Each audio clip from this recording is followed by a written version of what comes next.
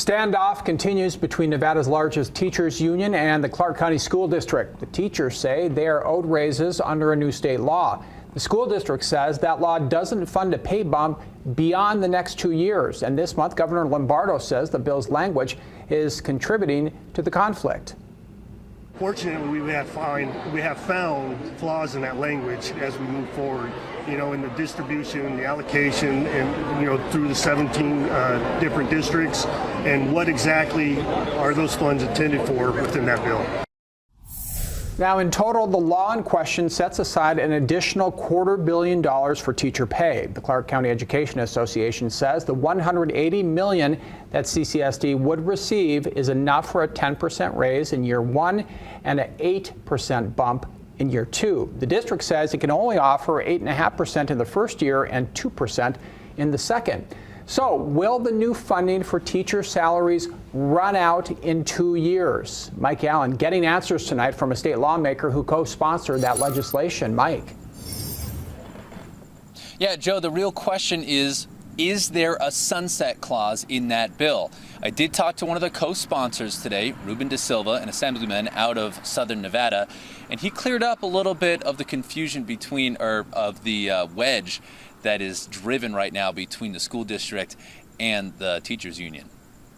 It was roughly understood that this was the sort of raise that we should be giving teachers to keep up with inflation, to keep up with the cost of rising prices, mortgages, rents. A bill passed by the Nevada legislature earlier this year sets aside $250 million for teacher pay raises. We would have money set aside to give teachers the sort of raises that we're looking for here, and a 10% raise first year, 8% next year, and actually have the funds available. Assemblyman Ruben De Silva co-sponsored that bill, which includes a sentence that Clark County School District has said prevents it from guaranteeing the raises demanded by the teacher union beyond next school year. It says, in part, any remaining balance must not be committed for expenditure after June 30th, 2025. De Silva says that while the district is not entirely wrong in saying it's not fiscally responsible to assume it'll have the money to keep up that increased rate of teacher pay, the spirit of the bill is to make those raises last. To set the money aside and to give the teachers that raise, with an understanding that we will, in perpetuity, now fund this. De Silva says it will be difficult to come back in future legislative sessions and not continue funding the rate of pay for teachers that the Clark County Education Association is asking for. We'll have a new sort of threshold, and that's really the goal here. So if the district signs this, we'll be able to, as lawmakers, now understand that this is the new sort of reality that we're dealing with.